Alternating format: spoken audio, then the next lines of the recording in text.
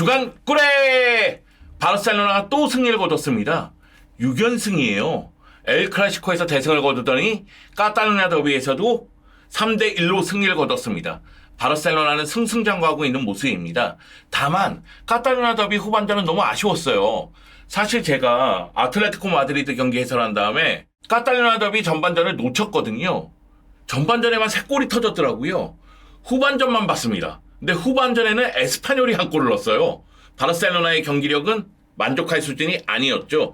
이 부분에 대해서 한번 이야기를 나눠볼까 합니다. 일단 승리 거뒀으니까 괜찮아 이렇게 얘기하시는 분들도 있지만, 그리고 저도 만족하지만 그래도 이런 부분은 좀 아쉽다, 이런 부분에 대해서 한번 이야기를 나눠볼까 합니다. 여러분 함께 가시죠. 렛츠고! 일단 경기 결과부터 말씀드릴게요. 바르셀로나가 다니 올모의 멀티골을 앞세워서 에스파뇰에게 3대1로 승리를 거뒀습니다. 사실 바르셀로나가 카탈루냐 더비에 너무나 강하잖아요. 그리고 에스파뇰 같은 경우에는 승격한 팀이잖아요. 그렇기 때문에 바르셀로나가 이 경기 쉽게 승리를 거둘 것이라는 예상이 지배적이었죠. 그리고 전반전 경기 내용과 결과를 봤을 때 예상한 대로 흘러갔습니다. 다니 올모가 멀티골을 넣었고 하피냐가 추가골을 넣으면서 3대0으로 전반전을 마감하는 모습이 나왔거든요. 다니 올모 첫 번째 골, 라민 야말의 아웃프론트 킥으로 밀어주는 패스, 와 짜릿했습니다. 라민 야말의 테크닉을 볼 수 있는 장면이었고요. 그 가운데 다니 올모가 수비라인 뒷공간을 파고들면서 원터치로 마무리 지었죠. 전반 12분 만에 선제골이 터지면서 바르셀로나는 이 경기를 원하는 대로 이끌어 갑니다. 여기에 하피냐가 23분에 추가골을 넣었는데 카사도의 전진 패스, 와 다시 보는데 몇 번을 돌려봤는지 모르겠어요. 카사도의 전진 패스가 말 그대로 에스파뇰의 1선, 2선, 3선을 무력화시킵니다. 그리고 하피냐가 침투에 들어가고 골키퍼 앞에서 마무리 짓는 모습이 나왔죠. 그리고 다니 올모가 박스 앞쪽에서 바이데이 패스를 받아서 중거리 슈팅, 상대 수비수 맞고 굴절되긴 했지만 아름다운 골이었습니다. 자, 이렇게 전반전 만족할 만한 수준으로 마감이 됐는데, 후반전 바르셀로나가 다니 올모하고 카사도를 빼고 페르민과 도용을 투입하면서 흐름이 완전히 에스파뇰 쪽으로 넘어가기 시작합니다. 그리고 에스파뇰은 전반전보다는 후반전에 더욱더 강력한 압박을 보여줬고요. 측면의 스피드가 살아나는 모습이 나왔어요. 그러면서 결국 에스파뇰이 63분 하비 푸아도가 추격하는 골을 넣었는데 성공을 합니다. 다만 그 이후 에스파뇰은 경기에서 힘을 발휘하긴 했지만 추격골을 넣지는 못했습니다. 에스파뇰 입장에서는 좀 아쉬운 경기일 수도 있어요. 전반전에 한 차례, 후반전에 한 차례 골을 넣었지만은 오프사이드로 취소가 됐거든요. 물론 이것은 바르셀로나의 수비라인 컨트롤, 오프사이드 트랩이 그만큼 힘을 발휘했기 때문이기도 한데, 에스파뇰이 그만큼 위력적인 공격을 발휘했다는 것도 인정을 해야 될 것 같습니다. 기록을 한번 살펴보겠습니다. XG값을 보면은 1.46 대 0.97, 점유율은 77% 대 23%, 슈팅은 14개 대 10개, 유효 슈팅은 9개 대 3개입니다. 바르셀로나는 이 경기에서 승리를 거두면서 6연승을 기록하게 됐고요. 라리가 1위를 질주하고 있습니다. 리그 12경기 만에 40골을 넣었어요. 지금 라리가 최다 득점은 바르셀로나인데 두 번째로 많은 골을 넣은 팀이 2위인 레알 마드리드거든요. 레알 마드리드 같은 경우에는 라리가 12라운드 발렌시아 원정 경기가 연기가 됐잖아요. 그래서 11경기를 소화했는데 21골을 넣고 있습니다. 거의 20골 차이가 나요. 그 정도로 바르셀로나의 파괴력은 정말 대단하다, 이렇게 볼 수가 있겠는데, 이거는 공격진이 다 제 역할을 하고 있기 때문입니다. 레반도프스키가 최전방에서 14골 2개의 도움을 기록하면서 현재 라리가 득점 1위를 달리고 있고요. 득점 2위는 하피냐입니다. 7골 6개의 도움을 했죠. 그리고 라민 야말이 5골 6개의 도움, 다니 올모가 5골, 그러면서 득점 6위에 위치하고 있습니다. 말 그대로 공격수들이 모두 득점포를 가동하고 있기 때문에 바르셀로나가 파괴력을 발휘하고 있다, 이렇게 봐도 무방하겠습니다. 그리고 수비 쪽에서는 오프사이드 트랩을 굉장히 잘 이용하고 있습니다. 라인 컨트롤이 환상적이에요. 그러면서 이 경기도 에스파뇰의 2골이 오프사이드로 취소가 됐거든요. 이번 시즌에 바르셀로나가 13골을 실점한 것을 오프사이드로 취소가 되는 장면이 있었어요. 그 정도로 바르셀로나의 라인 컨트롤은 환상적인 모습이었습니다. 그러면 바르셀로나의 전술을 좀 알아볼까요? 이 경기의 바르셀로나의 전술이 특별하게 다른 부분은 없었습니다. 다만 한 가지 특이한 점이 있다면, 상대의 미드필더 라인에 많은 수가 있더라도 압박의 강도가 그렇게 강하지 않다 보니까 페드리도 적극적으로 공격하다 하는 모습이 전반전에 많았다는 거죠. 오른쪽에 라민 야말이 솔로 플레이를 통해서 공격을 전개하는 모습. 그 가운데 최전방에서 레반도프스키가 라인을 끌고 내려오는 역할을 상당히 많이 했고요.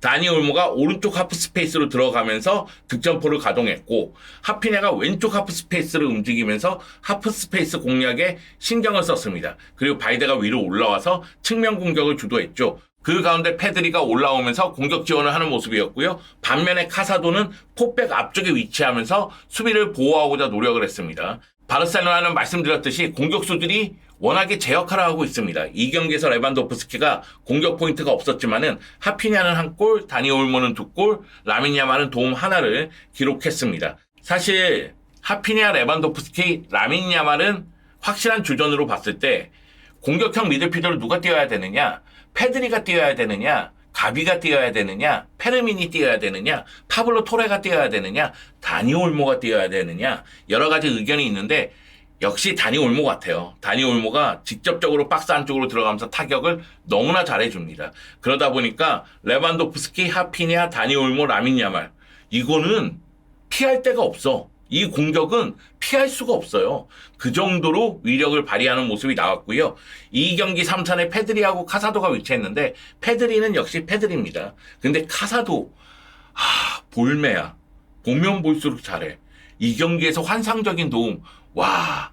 그리고 카사도가 나가고 더용이 들어오면서 무언가 에너지 레벨이 떨어지는 모습이 있었거든요. 물론 이제 더용이 못했다는 얘기는 아닙니다. 이 얘기는 잠시 후에 하도록 하고요.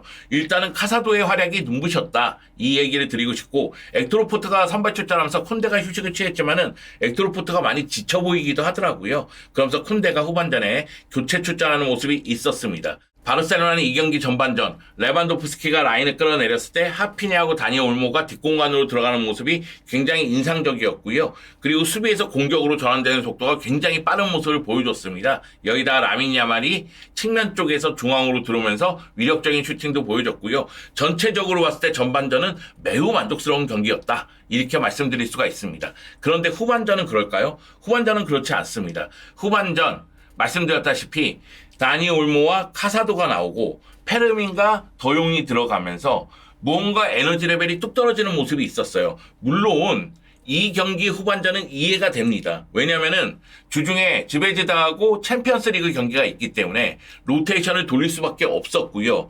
그리고 이미 전반전에 3대0이라는 스코어가 있다 보니까 선수들의 의지가 약간 떨어진 것 아닌가 이렇게 볼 수도 있어요. 그렇다 할지라도 전체적으로 에너지 레벨이 떨어졌고 압박의 강도가 느슨해졌어요. 그러다 보니까 에스파뇰이 4-4-2 형태로 바꾸면서 공격적으로 경기에 임했고요. 그러면서 하비 푸아도가 추격하는 골을 넣는 것까지 성공을 했습니다. 바르셀로나 입장에서는 후반전은 만족스럽지 못한 경기력이었어요. 기록을 보더라도 전반전과 다르게 후반전 바르셀로나가 XG값에서 0.23이고요. 에스파뇰이 0.66입니다. 바르셀로나 후반전에 유효 슈팅이 아예 없었고요. 그리고 에스파뇰은 유효 슈팅이 3개나 있었고 골도 한 골 넣었습니다. 태클, 가로채기, 경합 성공, 턴오버, 후반전은 모든 기록에서 에스파뇰이 앞선 모습이 나왔습니다. 물론 바르셀로나 팬들 입장에서는 안수파티의 골이 오프사이드로 취소되는 장면, 안수파티가 골맛을 좀 보기를 원했을 텐데 그런 모습은 나오지 못했죠. 이와 같은 바르셀로나 입장에서는 좀 고민을 해봐야 된다. 그리고 바르셀로나 이 경기 후반전에 에스파뇰에게 실점하는 장면을 복기를 해본다면 조프레가 크랄에게 연결하고 크랄이 들어가면서 반대편으로 연결해줍니다. 그러다 보니까 오른쪽 하프 스페이스로 하비 푸아도가 들어가면서 마무리 짓는 모습이거든요. 바르셀로나 이 수비 라인의 컨트롤이 직선적으로 들어가는 패스, 직선적으로 뒷공간으로 침투하는 선수에 대해서는 굉장히 잘 대처를 하고 있어요. 그런데 바이에른 뮌헨전 실점도 그렇고 에스파뇰전 실점도 그렇고 측면 쪽에서 연동해서 들어가는 장면, 바이에른 뮌헨전 같은 경우에는 우에서 좌로 연결되고 좌에서 중앙으로 크로스가 들어가면서 해리 케인이 마무리 지었잖아요. 이 경기 같은 경우에는 왼쪽에서 크랄이 들어갈 때 온사이드가 되면서 결국 크랄이 패스를 잡고 그 다음에 연결해 주거든요. 그러면서 하비 푸아도가 마무리 짓는 모습이 있는데 지금도 수비 라인이 안정적이고 굉장히 효과를 보지만 상대가 측면에서 연동해서 들어오는 움직임에 대해서도 잘 대처를 해야 된다. 그래야지만 더욱더 안정감이 높아진다. 이렇게 말씀드릴 수가 있겠습니다. 경기 끝난 다음에 한지 플릭 감독 인터뷰를 보면 더비는 항상 복잡하다. 우리는 좋은 플레이를 보여줬지만 전반적으로 평소답지 못했다. 이 전반적으로 평소답지 못했다는 얘기는 후반전 얘기예요. 후반전 상대를 압박하는 힘이 떨어졌다. 공을 너무 많이 잃었고 실점까지 했다. 오늘은 괜찮다. 왜? 전반전에 3골을 넣었기 때문에 후반전에 경기력이 안 좋더라도 3대1로 승리를 거뒀으니까 오늘은 괜찮다. 집중력을 잃을 수 있다는 것은 이해한다. 하지만 다음 경기에는 더 많은 힘이 필요하다고 이야기했습니다. 한지 플릭 감독도 후반전 경기력에 대해서는 만족할 수 없다는 점을 드러낸 거죠. 이 경기의 주인공은 다니 올모입니다. 다니 올모가 부상이 좀 잦은 편이긴 하지만 나왔을 때는 확실하게 힘을 보여줍니다. 이 경기 56분 출전하면서 2골을 넣었습니다. 그러면서 올 시즌 리그에서는 5경기 5골입니다. 그 정도로 출전 시간 대비 득점력이 매우 뛰어납니다. 이 경기에서 슈팅 4회, 유효 슈팅 3회를 기록했고요. 패스를 21회 시도해서 15번 성공했습니다. 패스 성공률이 71%인데 모험적인 패스를 하다 보니까 패스 성공률은 약간 떨어졌습니다. 빈 공간에 찾아 들어가는 움직임, 박스 앞쪽에서 좋은 위치를 선점하는 모습, 여기다가 연동해서 들어가는 모습, 마무리 모습까지 굉장히 뛰어난 모습을 보여줬습니다. 올 시즌 공식 6경기에서 5골이고요. 말씀드렸다시피 리그에서는 5경기 출전 5골 넣고 있습니다. 올 시즌 56.8분당 1골 넣고 있으니까 정말 출전 대비 많은 골을 넣고 있죠. 그리고 라민 야말은 어찌 사랑하지 않을 수가 있나. 라민 야말 90분 출전해서 1도움을 했는데 슈팅 4회, 유슈팅 2회입니다. 물론 슈팅에서는 이 경기에서 좀 아쉬운 부분이 있었어요. 그렇긴 하지만 그 패스, 아웃프론트 패스, 이건 작품입니다, 여러분. 이건 축구장에서 보는 게 아니라 전시회를 열어야 돼요. 이건 예술 작품이라고요. 피카소 수준이에요. 엄청난 패스를 보여줬습니다. 키패스 2회, 그리고 드리블 3회 성공했고요. 백킬, 아웃프론트 모두 사용해서 킬패스를 하는 모습이 나왔습니다. 올 시즌 15경기 출전해서 6골 8개의 도움을 하고 있고요. 리그에서는 5골 7개의 도움을 하고 있습니다. 라민 야말은 미친 활약을 계속해서 이어나가고 있는데 거의 한 경기당 하나의 공격 포인트를 기록한다고 보면 되겠습니다. 다만 이 경기에서 라민 야말이 풀타임을 소화했는데 라민 야말도 관리가 필요하지 않을까? 이런 생각이 좀 듭니다. 바르셀로나 너무 좋습니다. 지금 이 기세는 승승장구하는 모습이기 때문에 파죽지세의 모습이기 때문에 그 누구도 막을 수 없을 듯 보입니다. 이럴 때 우리 스스로가 조심해야 됩니다. 카탈루냐 더비 후반전 같은 모습이 나와서는 안 됩니다. 스스로 만족하면서 에너지 레벨이 떨어지는 모습이 나오면 안 된다는 거죠. 바르셀로나 입장에서는 계속해서 경기력을 끌어올릴 필요성이 있습니다. 이 기세가 시즌 마지막까지 이어져야지만 바르셀로나는 원하는 우승 트로피를 들을 수가 있습니다. 그렇기 때문에 바르셀로나 선수들의 투지가 매우 중요하다는 느낌도 듭니다.